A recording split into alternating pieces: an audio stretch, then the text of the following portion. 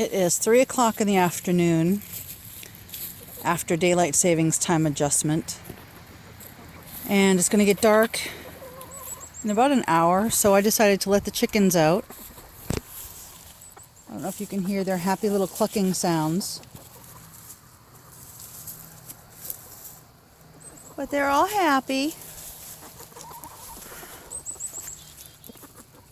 I think I'm going to do this every afternoon or when time permits, because they'll go back in by themselves anyway. So,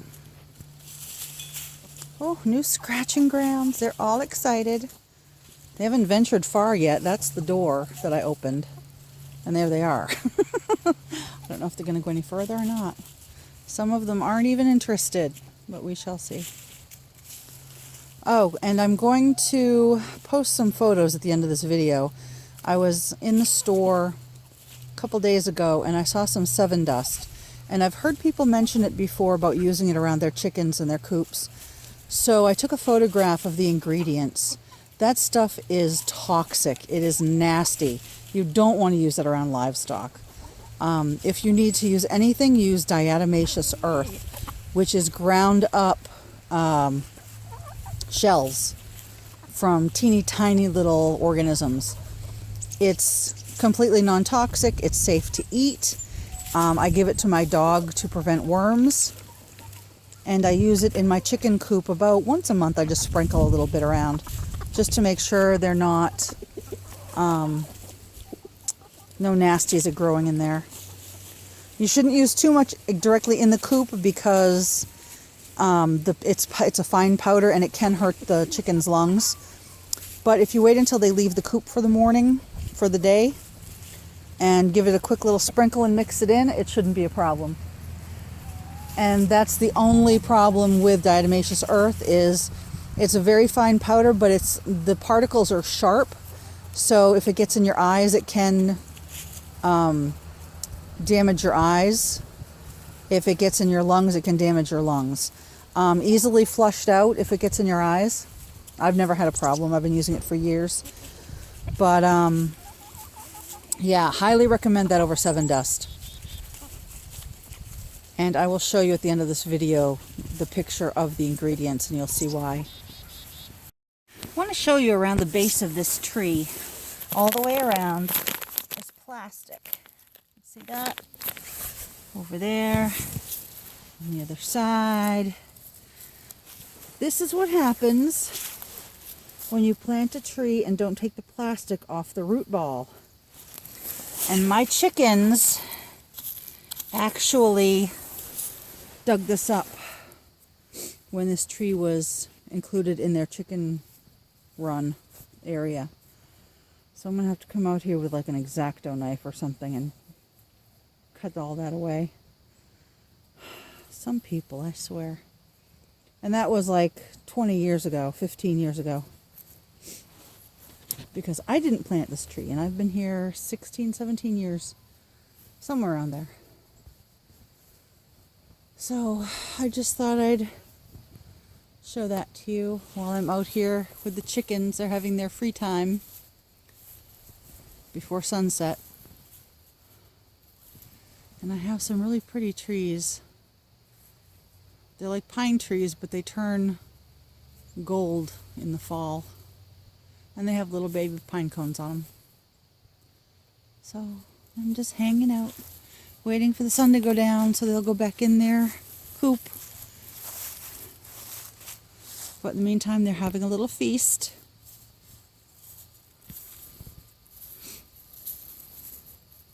Surprised they're not on the compost piles. But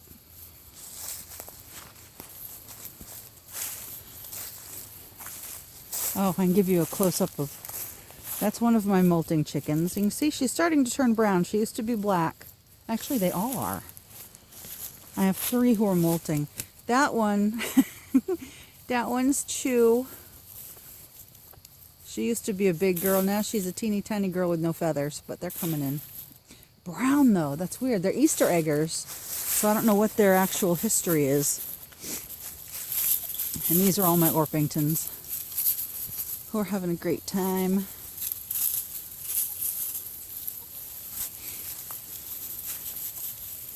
No, I don't mow my lawn. And this is why.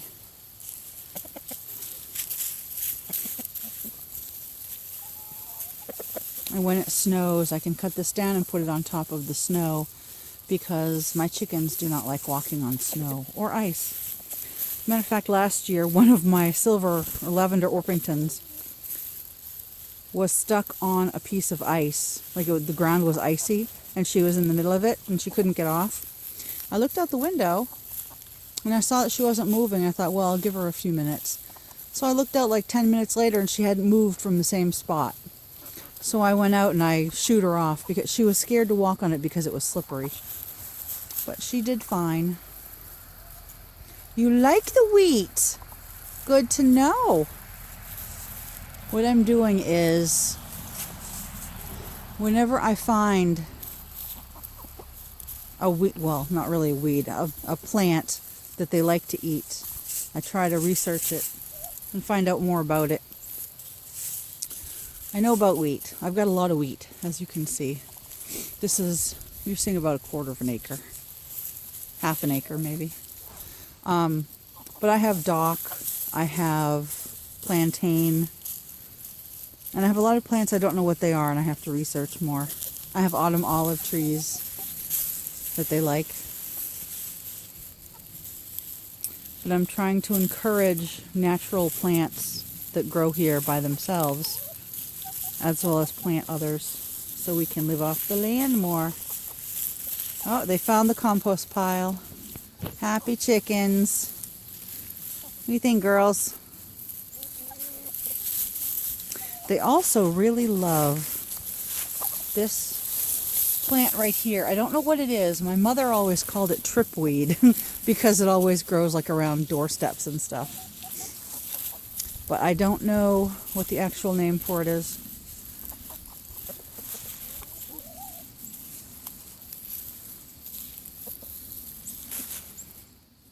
And it's about 15 minutes until sunset. So I'll give them a few more minutes. Then I should start herding them back in. I'm not sure if they know how to get back in the run or not. I just opened a hole in the fence. Or separated pieces of fencing. I didn't make a hole. And I don't know if you can tell, every one of the chickens is molting differently. These two, and then that one over there. That one over there had a bare butt for a while. Her entire backside was completely bare. She's getting her pin feathers now, so that's good. These two, this one molted more on her wings, and then that one over there molted more on her head. So, I should never can tell. And these girls, my lavender Orpingtons, now that the older, I have 1-year-olds or 1.5-year-olds, and I have 7-month-olds. They all look the same now.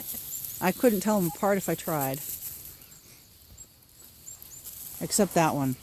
That one hasn't finished molting yet. I'll take you over so you can see her. She likes to dust bathe a lot. So she kind of has a brown tinge to her. I mean, she is getting new feathers, but I don't know if it's because she's been dust bathing after she got her new feathers. She just looks dirty and tatty. But that's okay, as long as she's healthy. And you can tell my fence is like grown together. Whenever I get a chance, I come out and I try to expand it a little more. That's a chicken's football. No, kidding. It was just there. I use heavy-duty deer fencing, not netting, but fencing. And this is about $65 for 100, I think it's 100 feet, maybe 150 feet. So it makes really good chicken fencing when you can't afford the expensive wire stuff. There's another good view of Laverne.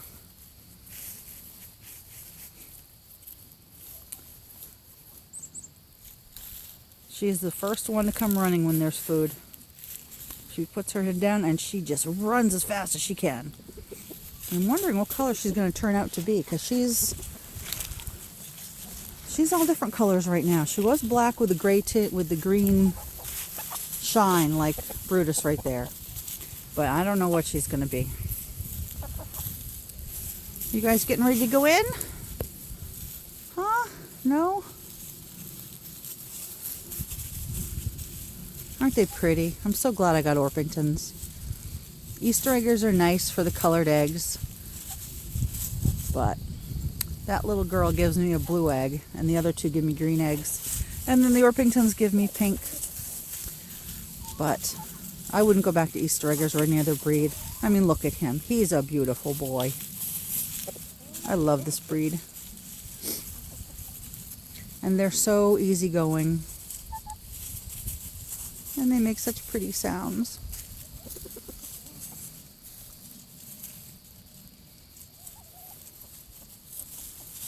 I'm going to try to make more time to let them out like this, because it makes them happy.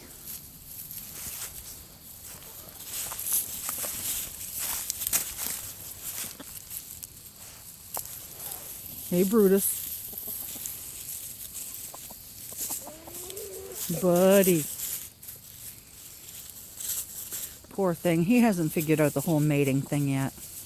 Well, he has, and he's achieved success a couple times. But I don't know if he's shooting blanks or not. I haven't gotten any fertile eggs yet from him. When you crack the eggs open, you'll see a little bullseye, a little red bullseye, like a circle, and that means that they're fertile. I haven't seen any of those yet.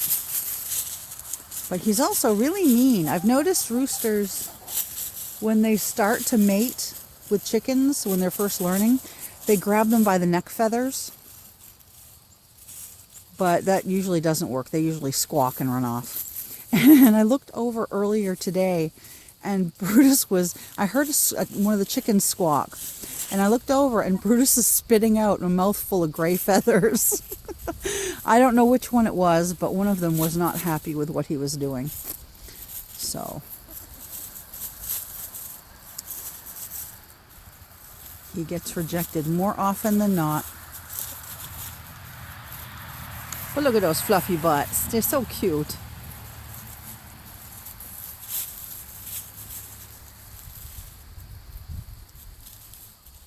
Eventually, I want to have, that's by the road. I don't want that way, but more that way. There's about another quarter acre that way. And I'd really love to have this all be the chicken yard. Then I don't have to worry about letting them out like this to forage more. They'll have all the forage they need. And this is all they do, scratch and peck, scratch and peck.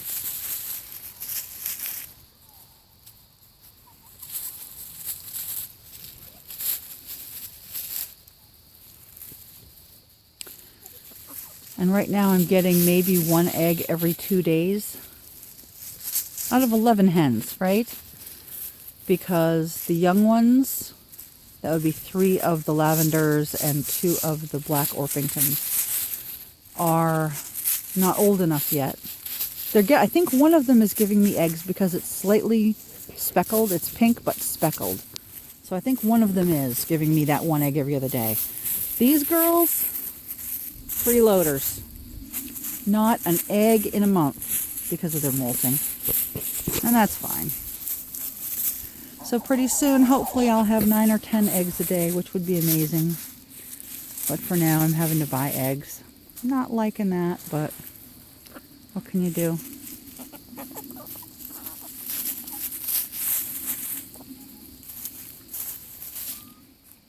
Okay, sun's going down, starting to get dark. So I want to watch these guys for a little longer and see if they head in. Hope you have a wonderful day. Bye. And now everybody needs a good drink before bedtime. I don't use that rusty tub, by the way. That's our old one. Nice big drink after foraging in the yard. They're about ready to go to bed.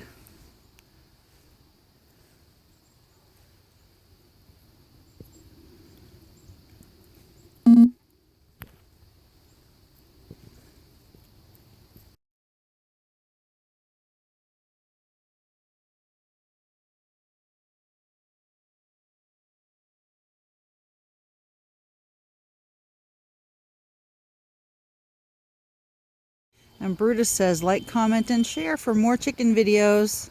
Bye.